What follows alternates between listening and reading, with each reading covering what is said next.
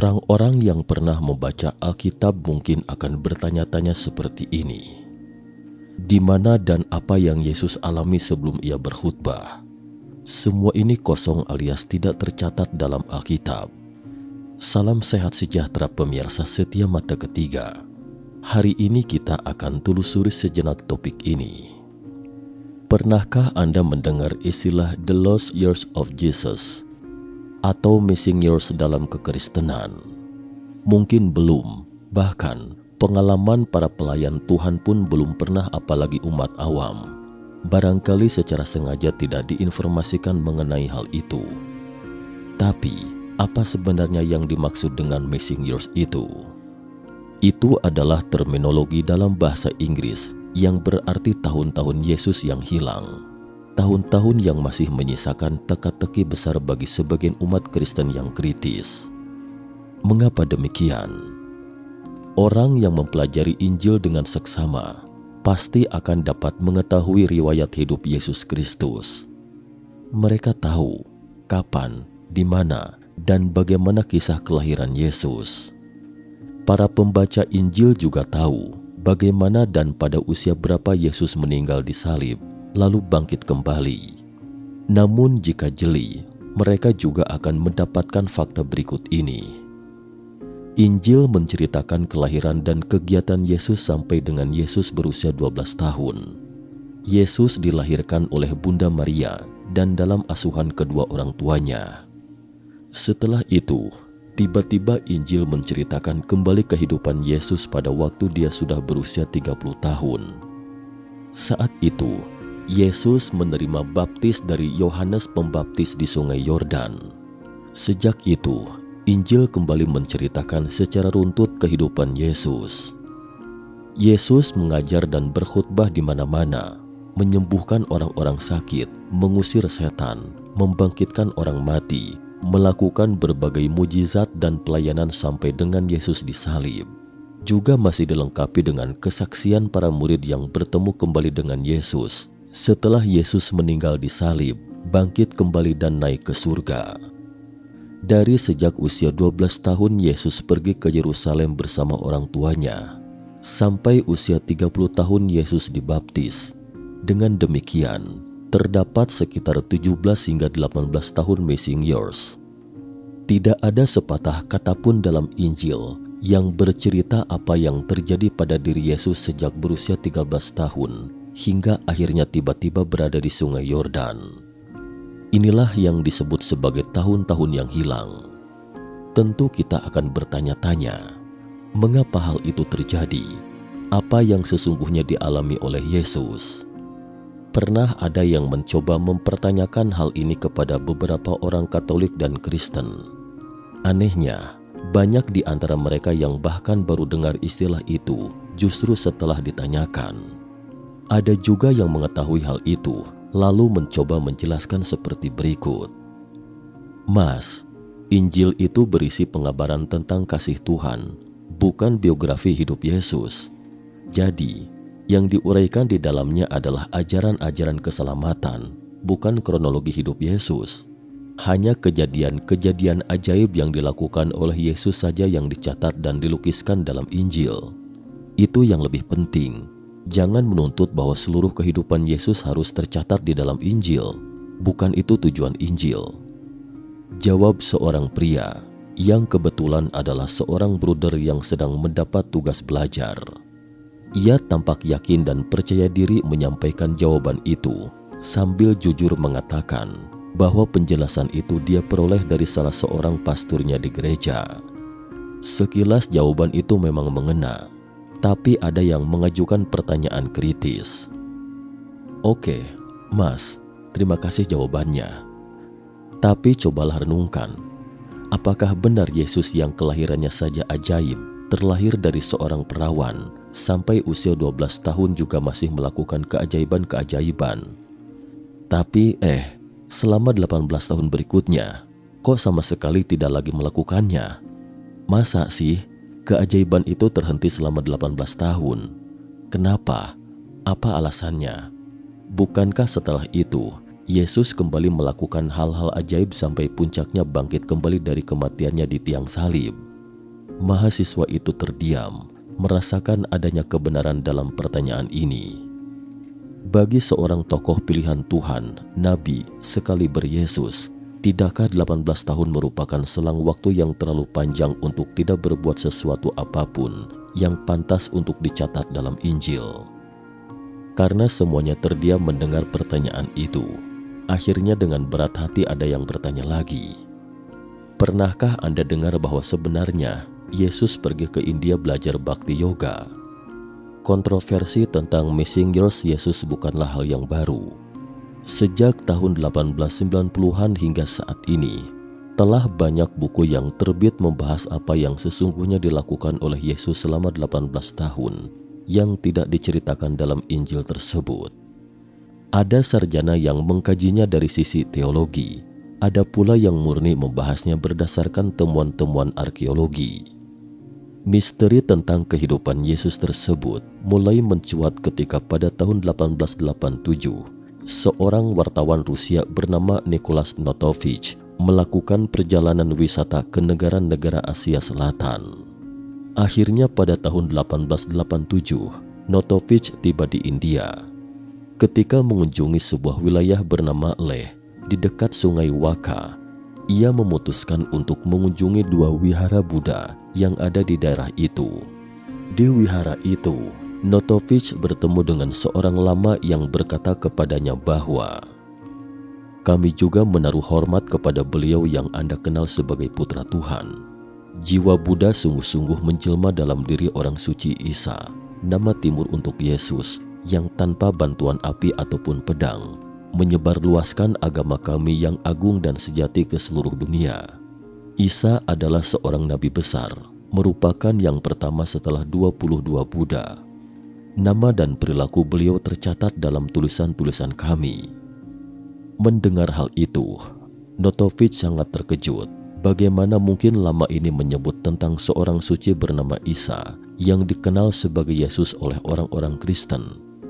Akhirnya, Notovich diberitahu bahwa ada sebuah dokumen kuno berbahasa Pali yang menceritakan kisah Yesus selama di India yang tersimpan di salah satu wihara Hemis di Lhasa, Tibet. Ketika sedang mengendarai kuda menuju wihara tersebut, Notovich mengalami kecelakaan dari atas punggung kudanya hingga patah kaki. Ia mendapat perawatan dari para lama di wihara Hemis itu selama beberapa waktu. Akhirnya para lama di sana bersedia menunjukkan dokumen yang dimaksud. Dengan bantuan seorang penerjemah, Notovich berhasil mengkopi naskah itu dan membawanya ke Rusia. Notovich kemudian berusaha menunjukkan temuannya kepada beberapa kardinal yang sudah barang tentu menolak untuk menerbitkan dan menyebarluaskan hal yang menghebohkan itu. Notovich kemudian menerbitkan sendiri sebuah buku yang berjudul The Unknown Life of Jesus Christ, yang berisi uraian lengkap tentang apa yang dilakukan oleh Yesus selama berada di India. Hasilnya adalah 244 ayat yang dikelompokkan menjadi 14 bab. Hasil terjemahannya ini kemudian dibukukan dan diterbitkan dengan judul The Life Sign of Isa. Bagian pertama yaitu bab 1-4 mengisahkan kondisi yang menuntun prainkarnasi Yesus, kelahirannya dan awal kehidupannya. Bagian kedua yaitu bab 5-8 mengisahkan tahun-tahun kehidupan masa kecil Yesus yang hilang antara usia 13 hingga 29 ketika Yesus belajar agama Buddha di Himalaya, India. Bagian ketiga yaitu bab 9-14 mengisahkan peristiwa perjalanan misi Yesus di Palestina. Buku ini mencoba memberikan bukti-bukti dan petunjuk baru mengenai satu sisi periode tahun-tahun yang hilang dari perjalanan spiritual seorang Yesus. Beberapa informasi yang berbobot dari para jurnalis, profesor, petualang dirangkum dalam buku yang memaparkan bukti naskah kuno di biara Himis yang menyatakan bahwa Yesus pernah berada di sana. Dilengkapi pula dokumentasi foto keberadaan Yesus. Jawaban tersebut dikemukakan oleh Elizabeth Clare Prophet dalam buku karyanya Tahun-Tahun Yesus yang Hilang dengan mengungkapkan data-data yang cukup memberikan informasi baru yang langka tentang keberadaan Yesus. Buku ini menyajikan bukti dokumenter yang terdiri dari 4 kisah kesaksian dari orang yang menelusurinya. Kesaksian mereka tersimpan dalam tulisan yang sengaja dibuat untuk memberikan informasi mengenai teka-teki kehidupan Yesus yang hilang itu. Informasi terasa lengkap dengan adanya background yang beragam dan saling menguatkan di antara mereka.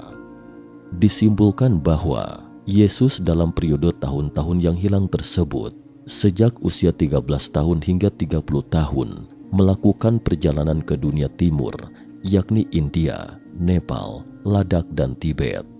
Perjalanan ini dilakukan baik sebagai murid maupun sebagai guru, tapi ia dikenal sebagai Nabi Isa, bukan Yesus. Dalam naskah itu disebutkan bagaimana Yesus muda meninggalkan rumah orang tuanya secara diam-diam di Yerusalem, lalu menuju daerah Sind. Di sana, ia belajar pengetahuan spiritual dari seorang guru, lalu saat berumur 14 tahun, ia menyeberang ke India. Bagian awal buku ini dimulai dari catatan Nicholas Notovich, seorang jurnalis berkebangsaan Rusia.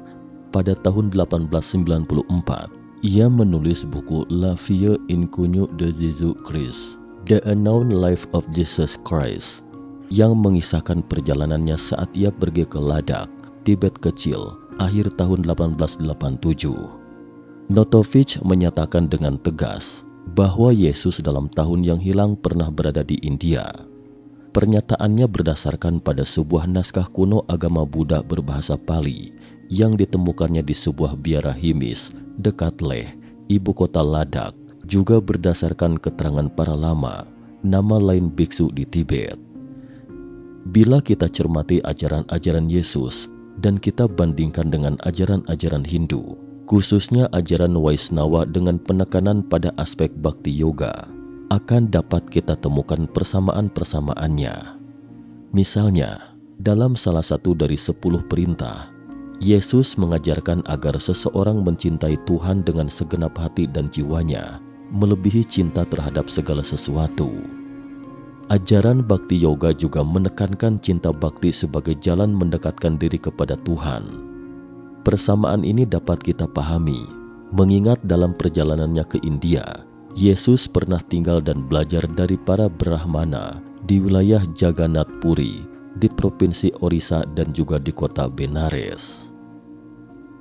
Aksi dan reaksi terhadap buku Notovich. Buku karya Notovich yang membuka kontroversi sekaligus mendapat banyak kritikan dan anggapan pemalsuan, bukan hanya menuai kelarisan melainkan juga menuai kritik dan serangan tajam baik melalui artikel maupun buku. Beberapa nama yang menuliskan buku untuk memberikan sanggahan terhadap buku Notovich. Sebenarnya, Notovich telah mengantisipasi situasi itu dan mempertimbangkan dengan matang sebelum menerbitkan bukunya. Tetapi sebagian besar sarjana tetap saja mengecamnya, mengatakan bahwa buku itu hasil karangan Notovich untuk meraup keuntungan. Bahkan sarjana kontemporer Bud D. Ehrman juga mengkritiknya. Dia mengatakan tidak ada sarjana yang diakui di dunia saat ini meragukan bahwa seluruh cerita itu adalah hasil karangan Notovich. Dia meraup banyak uang dan ketenaran dari penipuannya.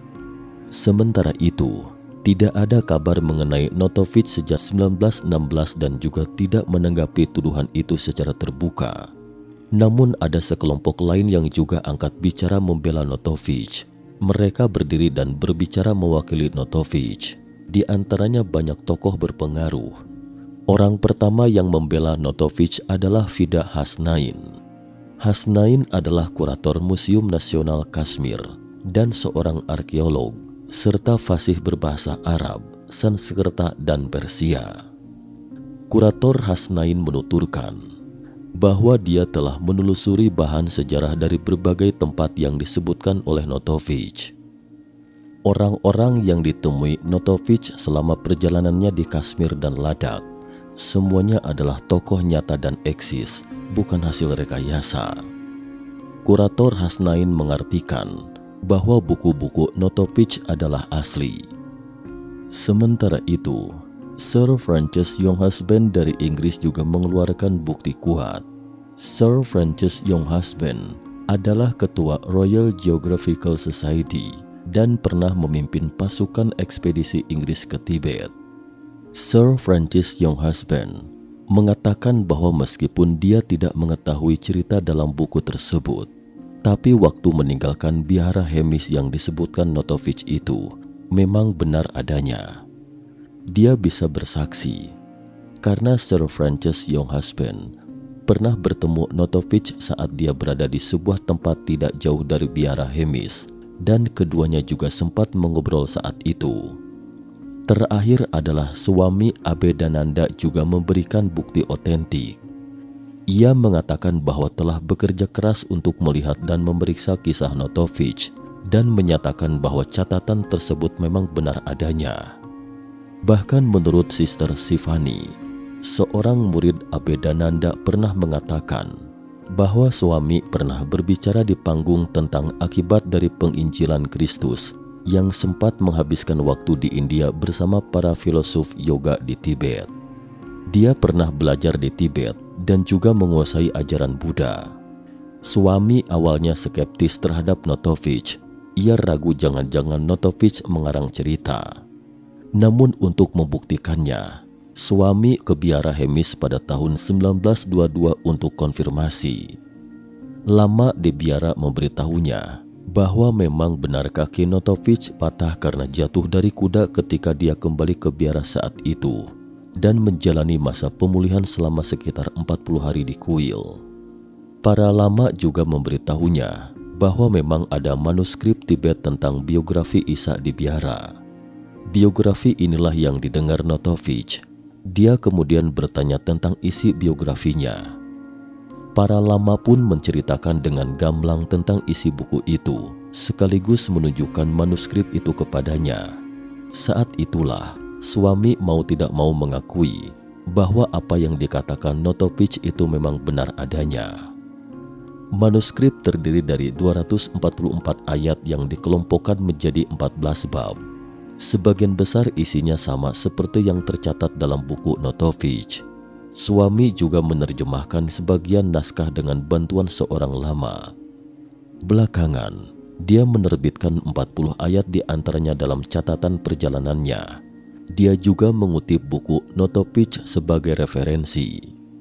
Dengan demikian, bisa jadi Yesus memang benar-benar pernah ke India untuk belajar selama 18 tahun. Tentu saja, apa yang dia ajarkan sekilas tampak tidak ada hubungannya dengan Buddha, tetapi langsung diturunkan dari tradisi Yahudi. Nyatanya, banyak nabi mengalami proses ini. Misalnya sebelum menjadi Buddha, Buddha Sakyamuni juga pernah belajar pada Alara Kalama, seorang pertapa suci dan guru meditasi kuno. Selain itu juga pernah belajar pada Udaka Ramaputa, seorang meditator dan guru meditasi. Proses ini adalah tangga menuju pencapaian terakhirnya, adalah kunci pencerahan ilmu fundamentalnya, bukan isi seperti yang dikatakan di akhir. Kalau begitu, bisa jadi Yesus juga mengalami proses demikian. Terakhir, apakah Yesus memberitahu murid-muridnya tentang pengalaman awalnya semasa hidupnya? Mungkinkah semua itu dihilangkan oleh generasi selanjutnya? Sekian dan terima kasih atas perhatiannya.